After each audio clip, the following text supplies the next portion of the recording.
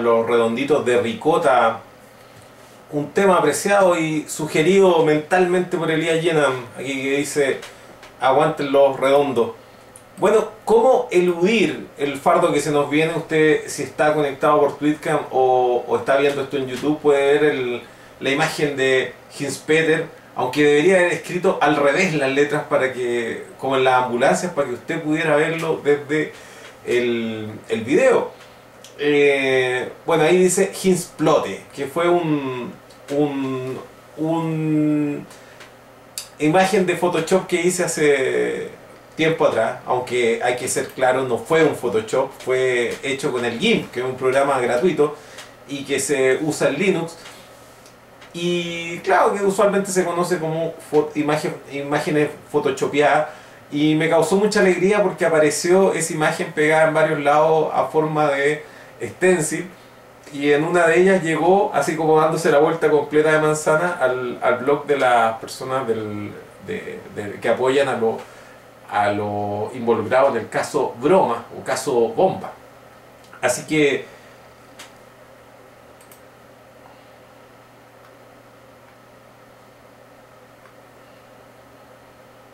nos dicen que nos fuimos a negro, así que estoy recargando.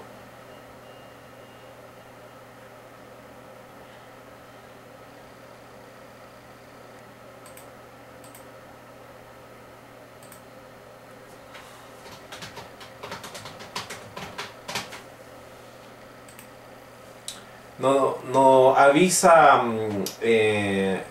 Clauchi que nos fuimos a negro, así que solidariamente, o más bien inmediatamente, lo que hice fue recargar la página. Aquí los mensajes dicen que me caí, nos dice, hay varias imágenes que nos dice, hay varias personas que nos están diciendo lo mismo, de que nos fuimos a negro, pero sin embargo, por lo que estoy viendo, seguimos al aire, al menos en Twitcam, así que le solicitamos a usted que se reconecte. Aunque aún no tengo... Ahora volvió, nos dice Clauchi, muchas gracias. Y decía que nos recordaba Elías Yenam que también esa imagen la había utilizado de Clinic. Bueno, no es nada anormal que de Clinic utilice imágenes robadas simplemente. Bueno, ahí está Hinspeter y su Hinsplote y con su complot. El complot de Hinspeter, que ya no tiene ningún otro sustento.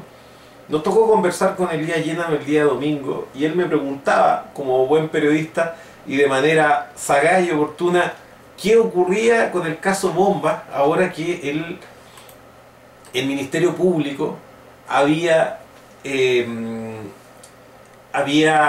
solicitado una nulidad del juicio. Hace más de un mes conversé con el abogado Julio Cortés, que es uno de los abogados que está llevando el caso Bomba, o el caso Bromas, como lo hemos bautizado cariñosamente, y resulta que él nos dijo de que el Ministerio Público no tenía ninguna otra opción que tratar de ensuciar este juicio, porque no tenía ninguna posibilidad sensata de ganar este pleito en lo que sería el ámbito de los tribunales. Lo que es curioso es el momento que eligieron para ensuciar el juicio, o más bien para hacer su pataleta. El momento que lo utilizaron es lo que nos lleva a comentar lo que estaba sucediendo. Y todo sucedió tan rápido que no tuvimos tiempo tampoco ni siquiera de escribir un artículo, no tuvimos ni siquiera de poner un tweet o un Facebook, con lo que era mi apuesta en ese momento cuando se supo la noticia. Esto fue el día viernes. Habían dos posibilidades con el recurso de nulidad de la recusación a los jueces, que en el caso que para el caso sería un recurso de nulidad de todo lo logrado. ¿Y por qué razón sería un recurso de nulidad de todo lo logrado? Porque los jueces son los que tienen que fallar y son los que han conocido el juicio. Entonces, si es que se dice que esos jueces son parciales, no nos queda más que irnos a foja cero. Y foja cero sería desconocer que llevan 5 meses trabajando, no de sol a sol, pero sí de 9 de la mañana a 2 de la tarde, todos los días por 5 meses. Tenemos a muchos abogados, tenemos a todos los cabros que están imputados por el caso Bomba, que los que están presos los tienen que trasladar en un furgón de gendarmería, los demás, los que están con prisión domiciliaria también, los demás tienen que asistir obligatoriamente. Estamos hablando de todos los días, de lunes a viernes en este caso. Entonces, ¿por qué eligen esta fecha?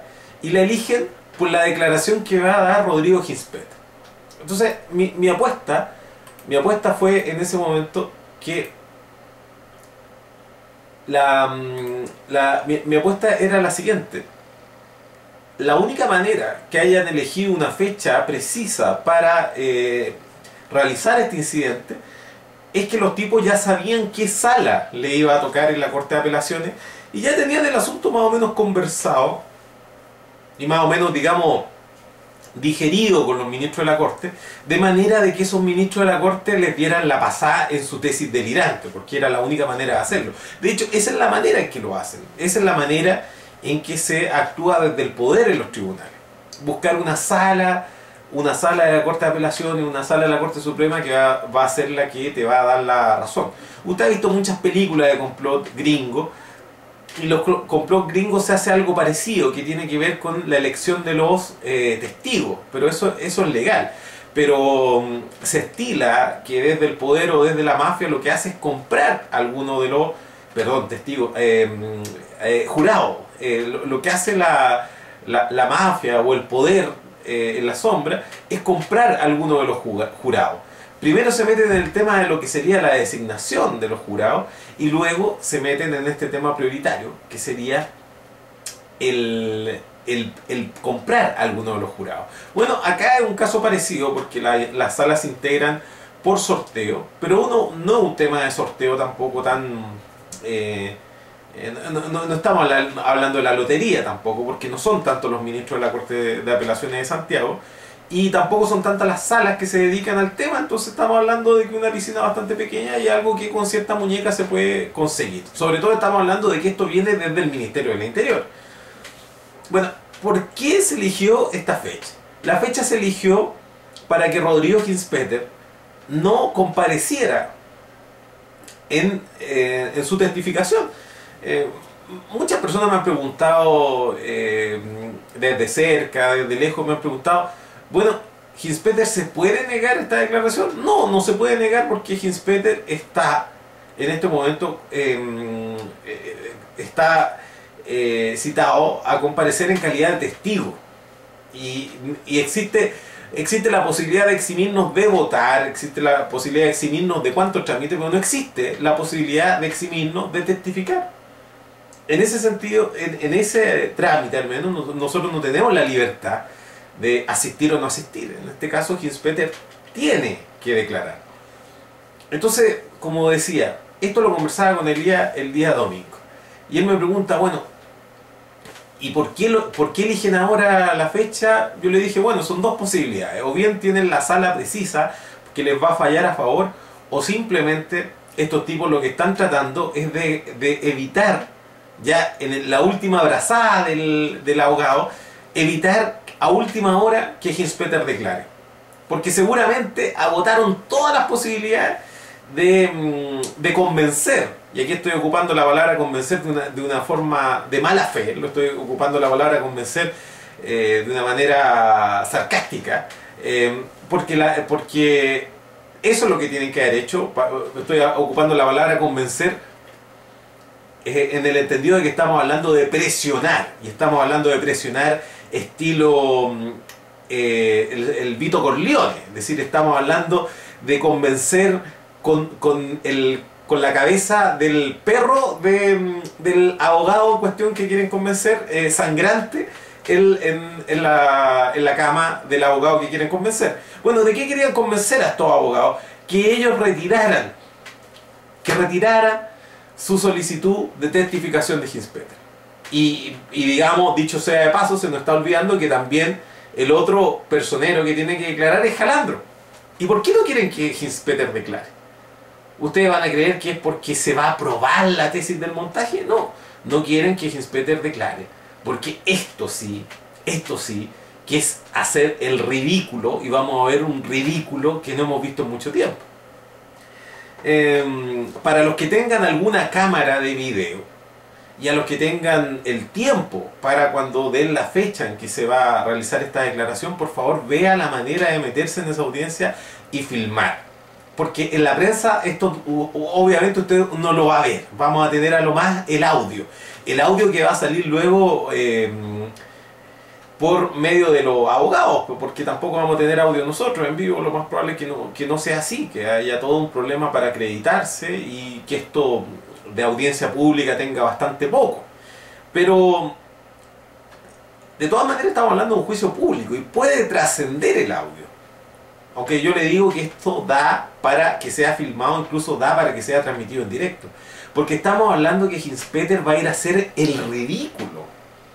Y usted lo ha visto hacer el ridículo en muchas oportunidades, pero es muy distinto que a un tipo se le diga, así como tenía la espada de Damocles el viernes pasado cuando ellos presentaron este recurso, él tenía que hacer el ridículo el día de ayer a las 9 de la mañana. Entonces Ginzpeter sabía de antemano que tenía que hacer el papel de estúpido todo el día martes y digamos también el día miércoles, porque iba a hacer el papel de tratar de cuadrar el círculo diciendo estupideces el día siguiente a través de los medios. Entonces, ¿qué es lo más idiota que se podía hacer en una situación como esa? La situación más idiota es lo que eligió el Ministerio del Interior y el Ministerio Público. Y es fácil verlo en retrospectiva. Ahí en el huracán, como dije, existían dos posibilidades. O los tipos habían comprado al tribunal, o simplemente se estaban tirando un piscinazo. Se estaban tirando más bien un guatazo. ¿Y qué es lo que pasa cuando tú te tiras a la piscina y no sabes si tiene o no tiene agua? Pasa esto. Y lo que ha ocurrido es que la comparecencia de Ginzpeter podría haberlo ocupado todo el día martes. Todo el día martes.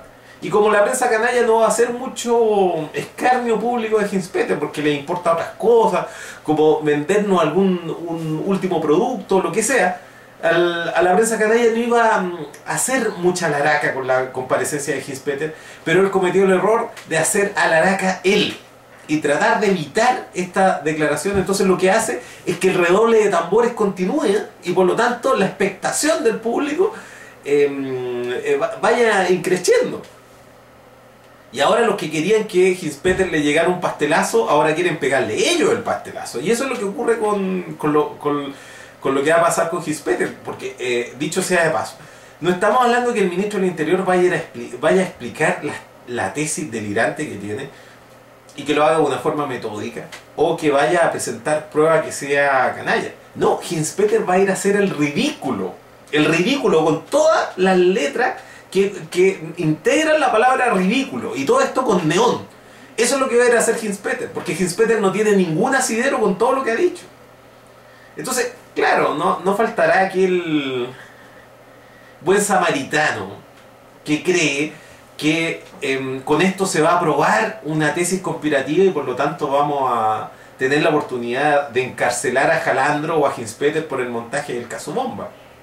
No, pero sí, como he dicho en reiteradas oportunidades, si no hay justicia, habrá, en este caso habrá joda, habrá hueveo. Podremos pintarle la cara a Ginzpeter, podremos decirle todas las cosas que le decimos a Ginzpeter con total tranquilidad, porque él no tiene ninguna manera de entablar una acción legal en contra de lo que le podemos decir algo, porque todo lo que le decimos es verdad mientras él se siga comportando como un idiota.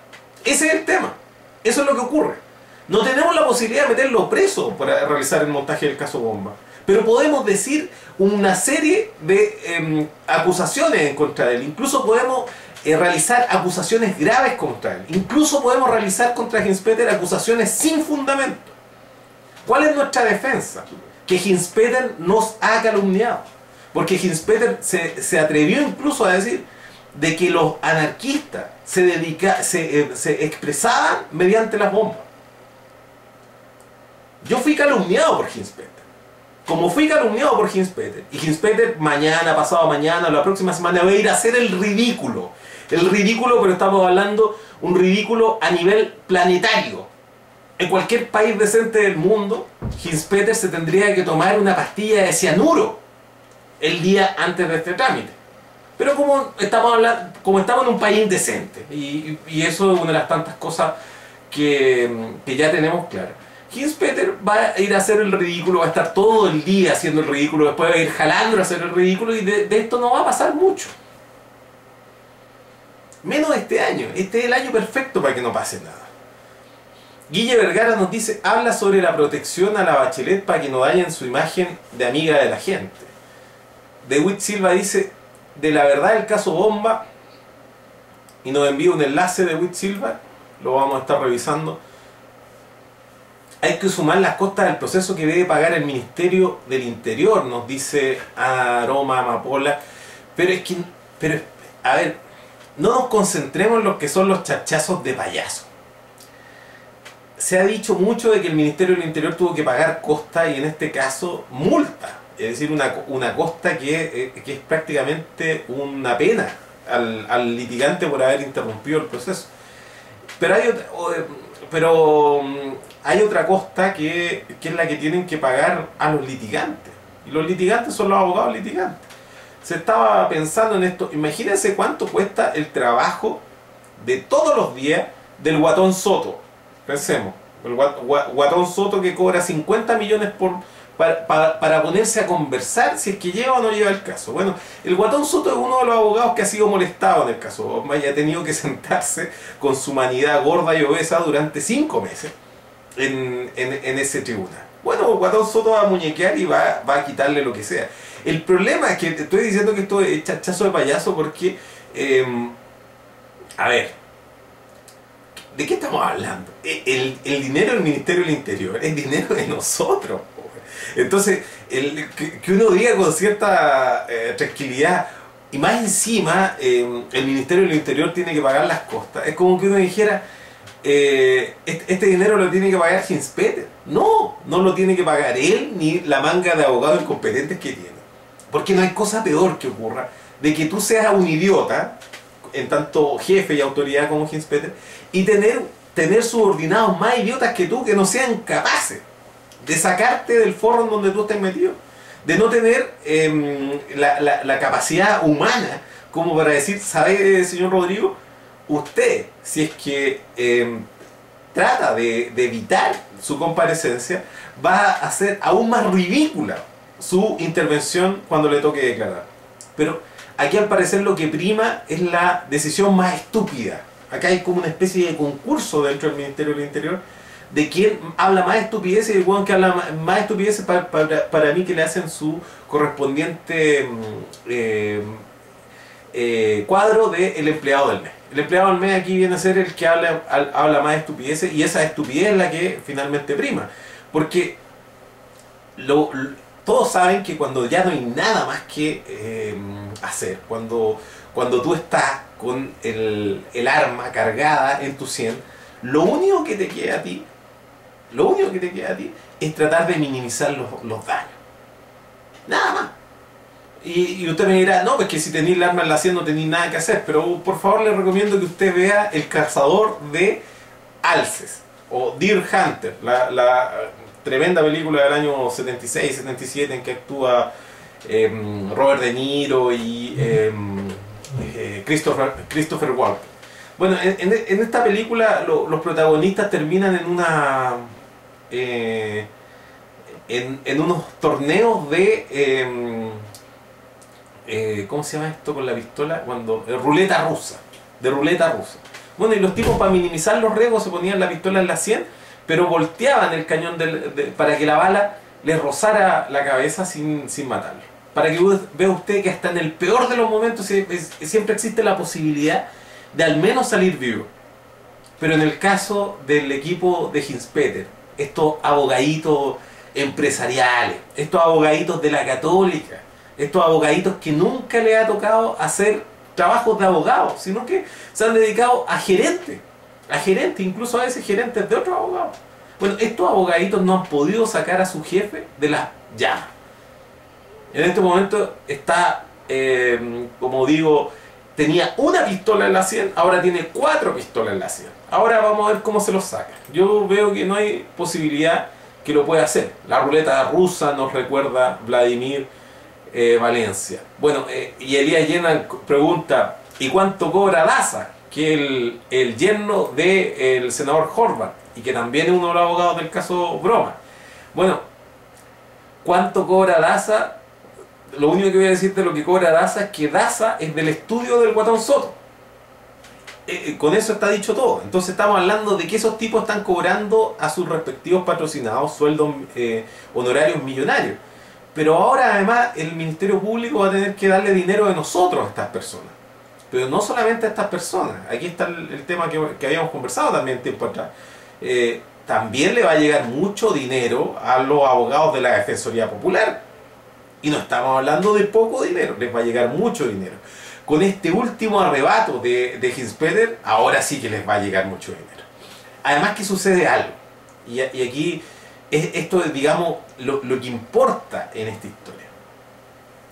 Lo que importa en esta historia es que quemaron la etapa, quemaron la posibilidad de realizar esta acusación contra este juicio. Daza les contestó cuando ellos dijeron no nos dejaron presentar nuestra prueba. Les contestó como un abogado, pero como un abogado que además fue al juicio. Es decir, no le contestó como abogado al Ministerio del Interior, le contestó como abogado y como buen abogado. Y les dijo, ellos están diciendo de que nosotros no les dejamos presentar una mochila como prueba, pero resulta que esa mochila fue excluida como prueba en una audiencia que fue ya santificada por la mismísima Corte Suprema. No hay ningún recurso pendiente respecto a esa exclusión de esa prueba. Y ellos insistieron en luego decir que esa prueba la iban a presentar igual. Y además era una prueba que había sido excluida porque el caso de la persona que era el dueño de esa mochila, ese caso había sido sobreseído definitivamente. Bueno, aquí estamos hablando del resquicio del resquicio del resquicio. Esto es tan patético como el nuevo video de la Bachelet. Ustedes saben que Bachelet no es santo de mi devoción.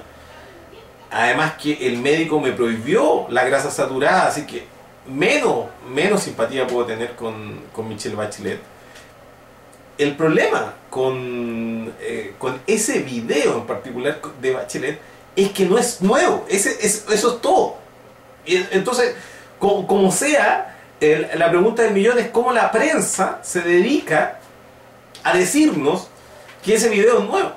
Por eso estoy diciendo que viene a ser algo feísimo y algo ridículo, risible. Bueno, asimismo es el argumento que la Fiscalía le dio a la Corte de Apelación.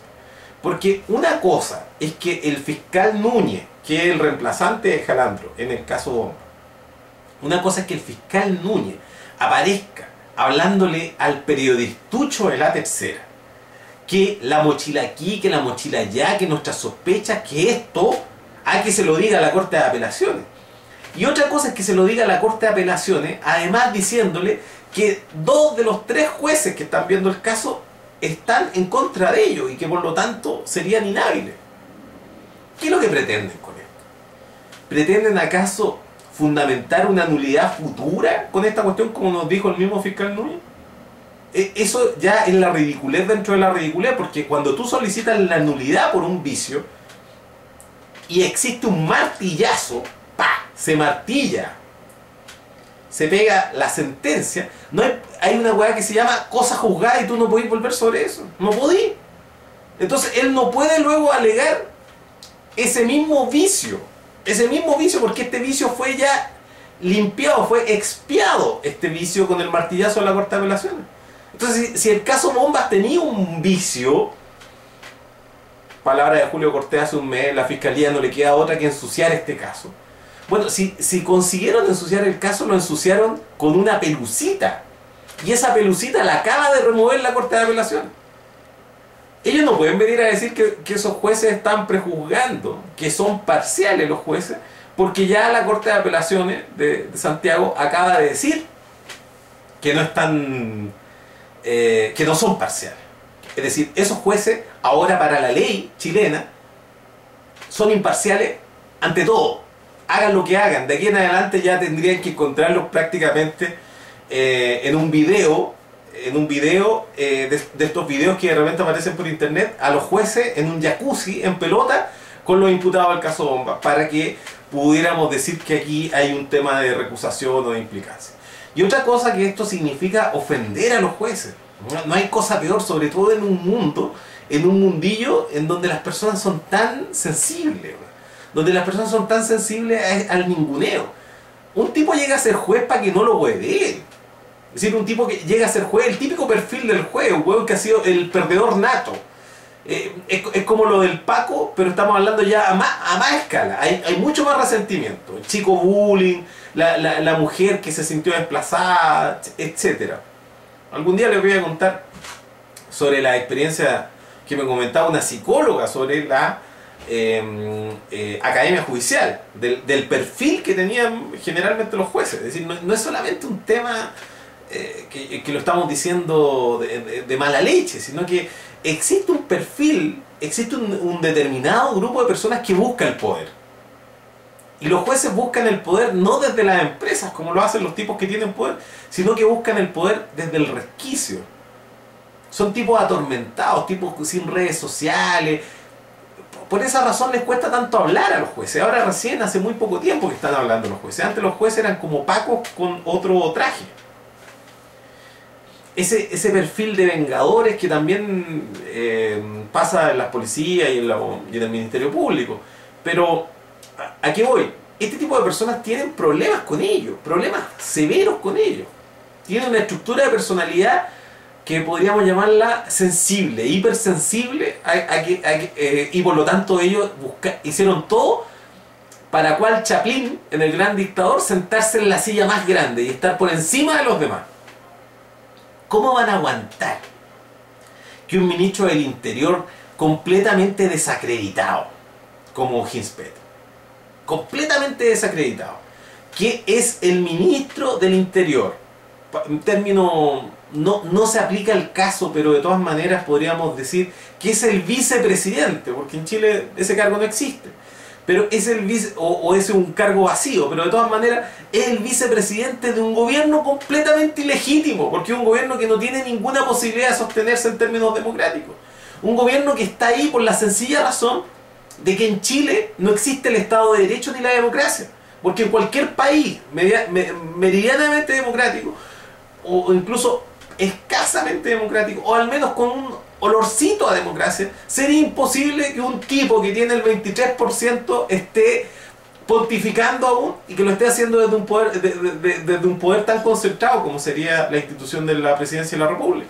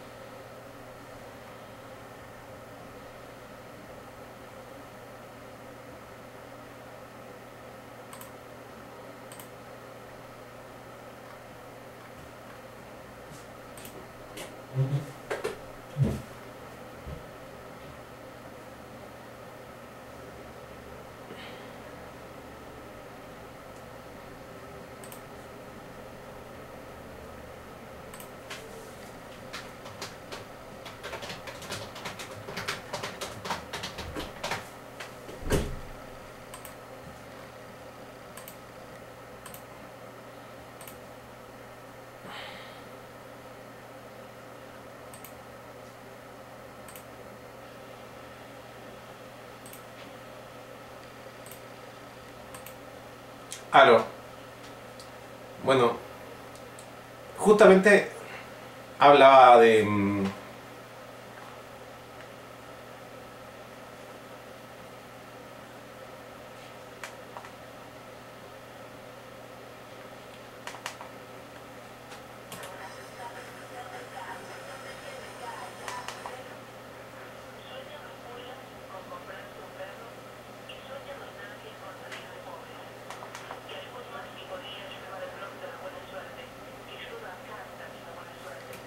bueno, volvimos y una vez, por las palabras clave, por decir Ginspeter y decir Piñera, una vez más nos fuimos a negro.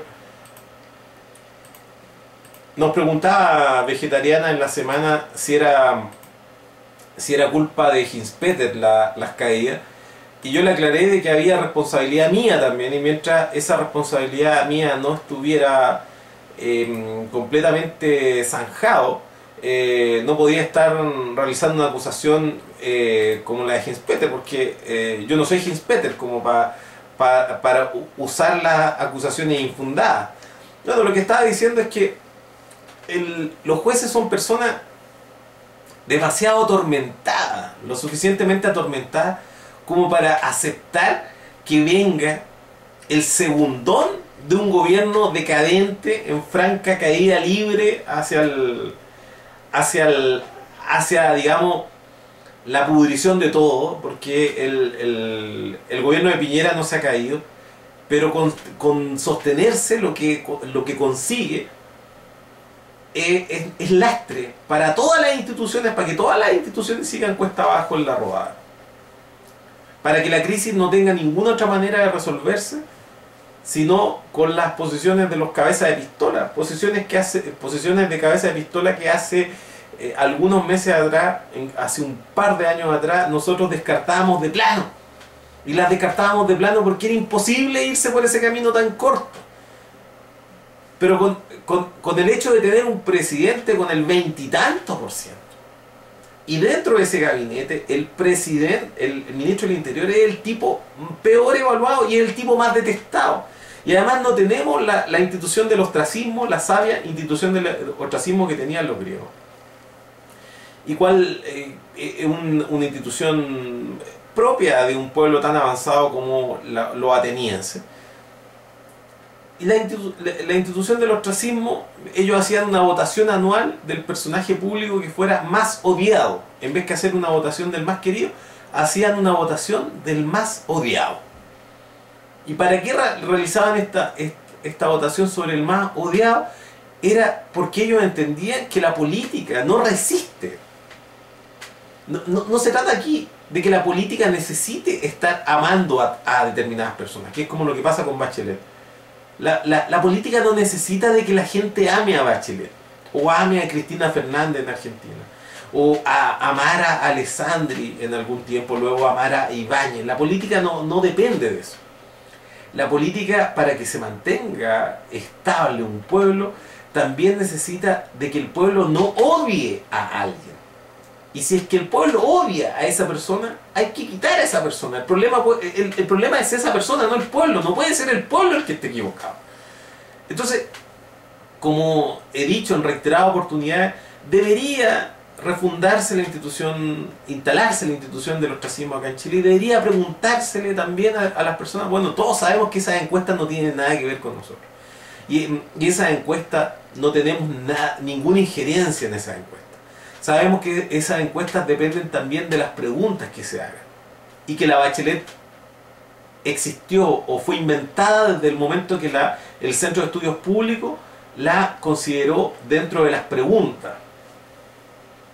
De las preguntas que ellos realizaban en su encuesta. Entonces ellos decían, ¿qué le parece Michelle Bachelet? Entonces cuando empezó a marcar, como dice Michelle Bachelet, porque en la encuesta CEP usted no le preguntan, oiga, ¿y qué le parece qué le parece a usted?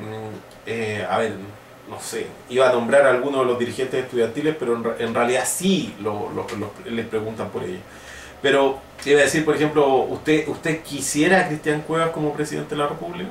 Obviamente que esa pregunta no está. Si es que se hiciera esa pregunta, de todas maneras no faltaría el que confunda a Cristian Cuevas con Jorge Reyes, por ejemplo, el abogado ultrafacho, y diga, sí, en realidad me parece bien, yo creo que él. Y bueno, entonces empieza a marcar. Y luego tenemos titular que dice, oye, repuntó la carrera de Cristian Cuevas. Bueno, así inventaron a la Bachelet. La inventaron así tal cual. Bachelet, digamos, la superficie es mayor que la de Lawrence Goldberg, pero es igual de vacía que Lawrence Goldberg. Michelle Bachelet no tiene opinión de nada, así como Goldberg no tiene opinión de nada. Y cada vez que Michelle Bachelet además tiene que dar una opinión, refala y se cae. Goldberg pasa lo mismo, pero sin embargo los dos productos del marketing político están ahí incólumes.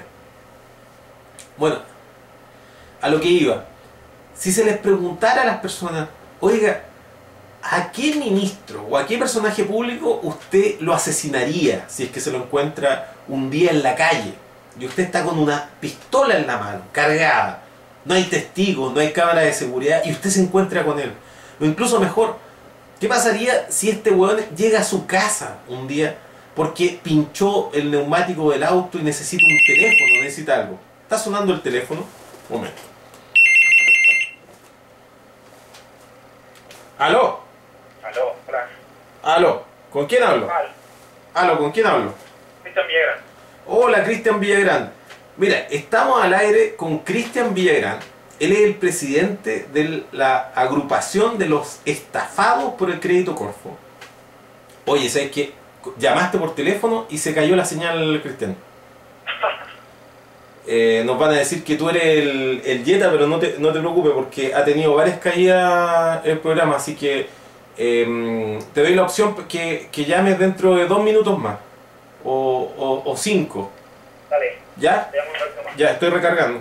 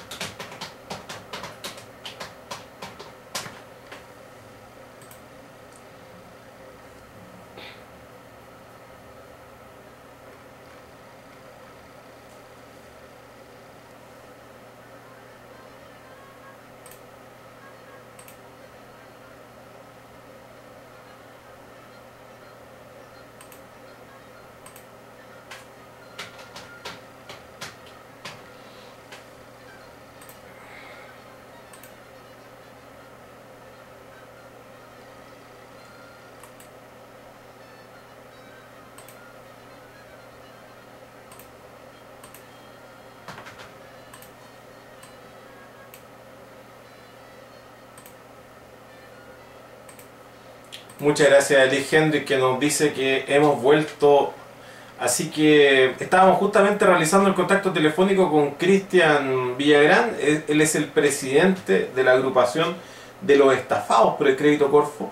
Y qué bueno que tengamos la posibilidad de presentarlo y esperar el enlace. Ya está, nos dice Pepito Chicoma. Y Eugenio Lanti, que él tiene una teoría de que esto se cayó porque yo estaba hablando. ¿Qué sucedería si usted se encuentra, llega un día a su casa, Hinspeter, o digamos en este caso la señora de Hinspeter, nos golpea la puerta de la casa y nos dice: ¿sabe qué? Mi marido en este momento tiene un paro cardíaco, ¿puedo ocupar su teléfono? ¿Qué haría usted? Me parece que esa es una pregunta para la CEP. Yo creo que un porcentaje, y no voy a decir un porcentaje mayoritario, pero no es un porcentaje lo suficiente para no ser despreciable. Un porcentaje importante de la población chilena diría: váyase a la concha de su madre. Eso es lo que diría. Lo diría con justa razón. Es lo que pasa con Hinspeter. Hinspeter dejó tuerto a cuántas personas, mató a Manuel Gutiérrez, etcétera, etcétera, etcétera. Entonces, ¿qué me importa a mí que el weón tenga en este momento un paro cardíaco? O incluso, sí, algo que me importa, me alegra el día. Yo no me atrevería a decir que esto es un 5% de la población, pero sí un porcentaje importante de la población. Entonces los griegos eran inteligentes, eran tipo cabales. Entonces ellos sabían que tú no podías tener un tipo así en el gobierno. Entonces ellos hacían una votación por el ostracismo. La votación por el ostracismo era para saber quién era el más odiado. Y ahí tenemos de que una vez, en una de las elecciones por el ostracismo, el pueblo de Atenas consideró de que el tipo más odiado era Temístocles. Y Temístocles era nada más y nada menos que el genio militar que le había ganado a los persas. Todos conocemos la historia de las Termófilas, pero las Termófilas no se ganaron gracias a Leonidas, se ganaron gracias a Temístocles, porque fue Temístocles quien venció a la armada persa en el mar. Bueno, el genio militar Temístocles en un momento fue votado por la gente de Grecia, de Atenas, como el personaje más odiado de Grecia, y por lo tanto se ganó el premio ostracismo. Y eso significó de que fuera exiliado. Y para que usted vea que hay muchos cuentos sobre la antigüedad, porque nos dicen, así como hablábamos la otra vez de los cuentos sobre la esclavitud, también hay muchos cuentos de viejas sobre lo que era la antigüedad, como que fuera un tiempo en que se comían guaguas. Es como casi hablar de la ex Unión Soviética, hablar de la antigüedad. Se le olvida mencionar que Temístocles fue asilado políticamente por los persas, es decir, por justamente aquellos que habían sufrido por el ingenio y por el genio militar de Temístocles. Fueron ellos los que lo contrataron como canciller, y ahí vivió en Persia, exiliado Temístocles hasta que se murió en Persia. Su antiguo aliado, digamos, se cambió de empleador, así como hablan de la puerta giratoria, que se pasan del sector público al sector privado. Imagínense eso. Se pasó de pelear contra los persas, de hundirle la armada completa, a ser el canciller de ellos. Bueno, eso ocurrió hace 2400 y algo años, pasó la anécdota que le estoy contando. Pero si nosotros tuviéramos si la encuesta le preguntara a usted, si usted va caminando en la calle y se encuentra con Piñera acordonándose los zapatos, ¿qué le hace? ¿Le golpea la espalda y lo quiere saludar? ¿O simplemente le pega, pero qué patada en la raja? Si eso fuera pregunta en la CEP, obviamente se podría hacer un ranking de los personajes más odiados. Y claramente dentro de los personajes más odiados no solamente estaría la B, sino que también ni Carlos Larraín, como uno creyera. Uno de los personajes más odiados, y no creo equivocarme, uno de ellos es Hinspeter, y él está en un puesto clave, el ministro del Interior. La pregunta es cómo se logra sostener un Estado cuando un tipo con esa antisimpatía del pueblo, porque una cosa es que no lo quieran, una cosa es que haya un rechazo, como le llaman, que dicen, no, aquí lo que existiría es que existe un porcentaje de rechazo. Una cosa es que te rechazan en una encuesta, así como decir, yo no voy a votar por ti. Y otra muy diferente es decir, si es que te pillo solo, te cago. Que es más o menos la situación que yo estoy describiendo. Bueno, los griegos lo tenían muy claro.